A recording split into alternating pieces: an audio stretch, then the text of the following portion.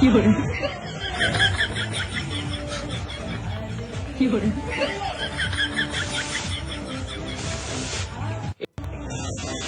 有人，有人。আপনাদের শোনাবো, তবে এই মুহূর্তে আমাদের সঙ্গে ফোন লাইনে রয়েছেন অভিনেত্রী শ্রাবন্তী চট্টোপাধ্যায়। শ্রাবন্তী, আপনি সুনির্দিষ্টভাবে যে অভিযোগ করেছেন, আপনার কি অভিযোগ, ঠিক কি হয়েছে? অভিযোগটা এটাই যে আমি আমার একটা রিসেন্টলি একটা পারফরমেন্স নিয়ে আমাকে নিয়ে ভুলভাল কমেন্ট, ভুলভাল মিম, আরো বিভিন্ন নানান রকম কথাবার্তা চলছে সোশ্যাল মিডিয়াতে। তো সেটার জন্যই আমি কমপ্লেন করেছি। কারণ আমার মনে হয় যে অনেকদিন ইগনোর করার পরও আমি অনেকদিন ধরে ইগনোর করছিলাম, কিন্তু জিনিসটা এবার বাড়াবাড়ি হয়ে যাচ্ছে।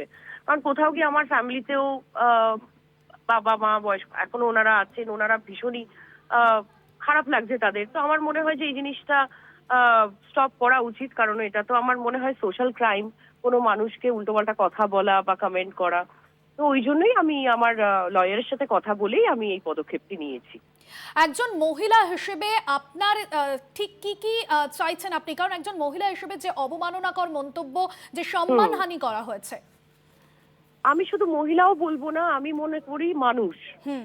একটা মানুষ একটা মানুষকে অপমান করছেন, আর সেখানে মহিলারাও মহিলাকে করছেন, পুরুষরাও পুরুষকে করছেন। এই জিনিসটা যেন যাতে বন্ধ হয়।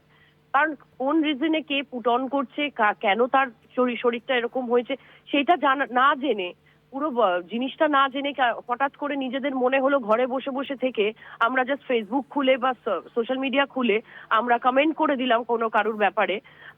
আমার মনে হয় এটা খুবই কুরুচিকর।